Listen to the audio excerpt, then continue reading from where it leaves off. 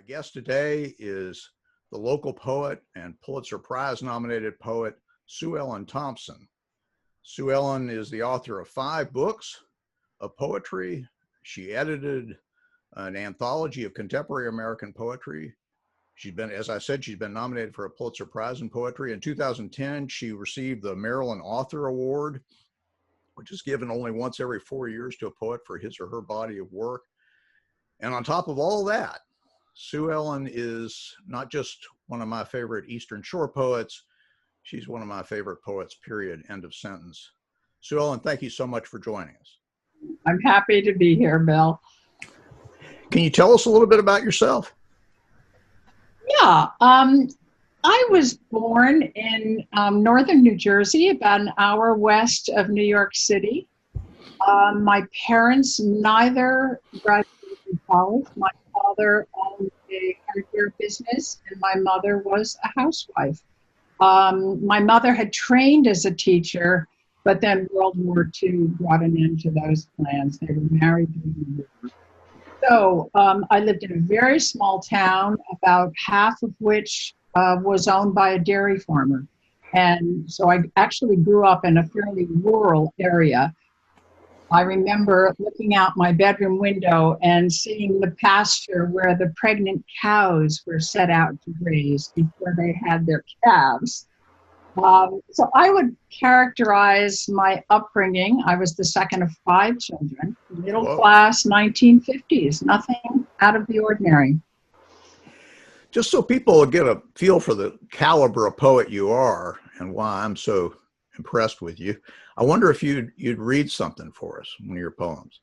Sure. I will read you a fairly new poem, meaning one written in the last couple of years. It was recently accepted for an anthology of Vermont poets, and I qualified because I graduated from college in Vermont, and I've owned a house there. But this poem is actually about my childhood home. Fernwood. Dispatching the dead mandevilla leaves with pendulum swings of my broom, I am back on the paths of the wooded lot next to my childhood home. 1/3 of an acre at most, it had trees that cast a terrarium's jade over the warren of rooms ringed with stones where we squandered our summer days. Connected by corridors paved with dirt, packed so hard it had the dull sheen of wood. These chambers of wavering light were the home of the house of our dreams.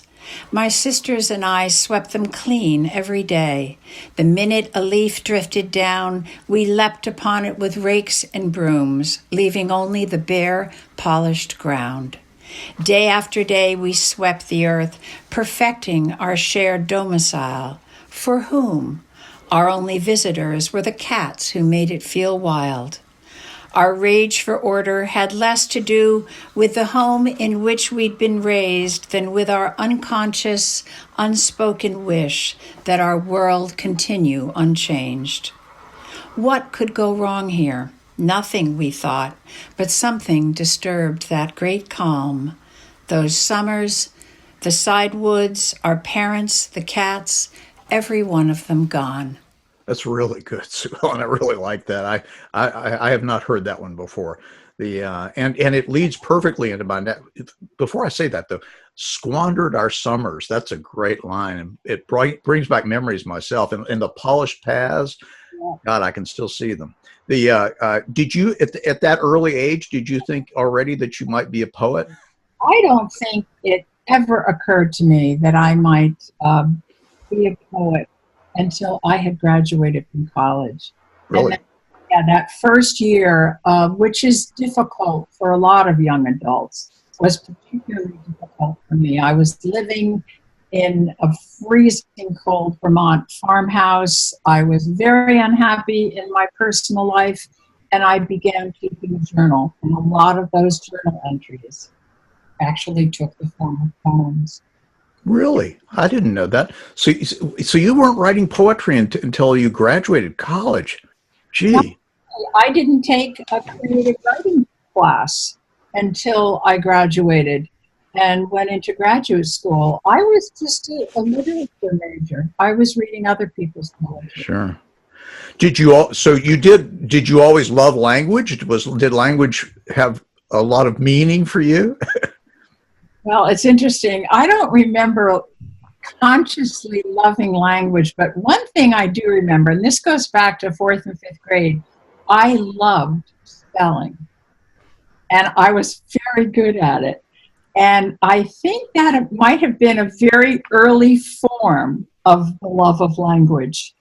Sure. As the library guy, a library guy who loves poetry, I have people complain to me at the library all the time about the fact that while they love prose, they don't care for poetry. That they say they never understand it, and it makes them feel stupid. And I have to admit, from time to time, when I'm reading a poem in the New Yorker, I find myself thinking the same thing. What do you say to people who tell you that? Well, if there's any comfort, the poems in the New Yorker often make me feel stupid as well. Well, that's good. But I always read them, and I will say that about once a year or once every 2 years, they publish one that is a knockout and that I have to clip out and put in a special file I keep for that purpose. But my advice to people who resist poetry is that you have to read more contemporary poets. People who are writing now, or certainly in the last 100 years, you have to find that one poet, or maybe there are 2 or 3, who speak for you, who speak in language that you can understand.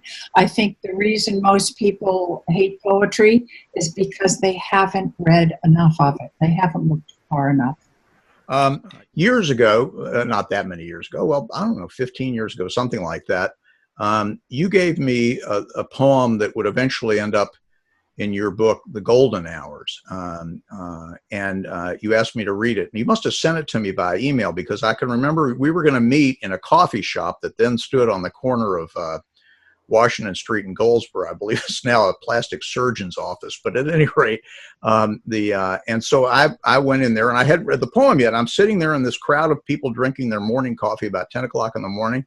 And I start reading this poem you gave me, and I suddenly realized in front of all these people in public, I was going to cry. It was one of the most beautiful poems. It just really moved me. I'm wondering if you would read for us In Praise of Cancer.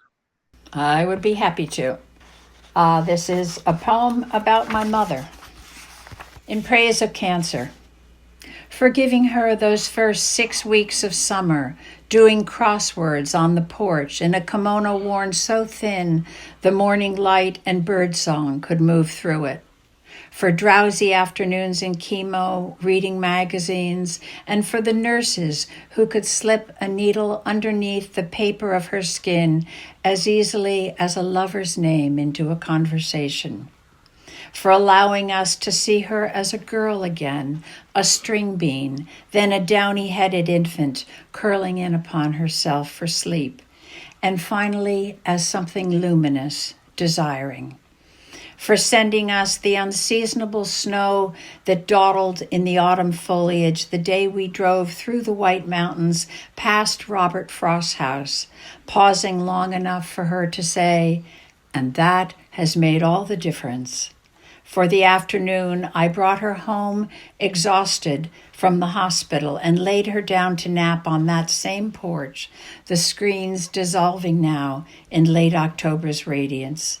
And for the sleep she sank into so gratefully, a smile shone like water on her thin, dry lips.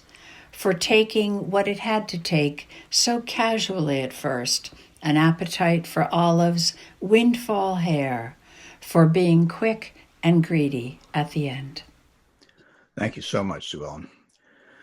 You got to promise me you'll stay safe and stay well and never, ever quit writing, okay?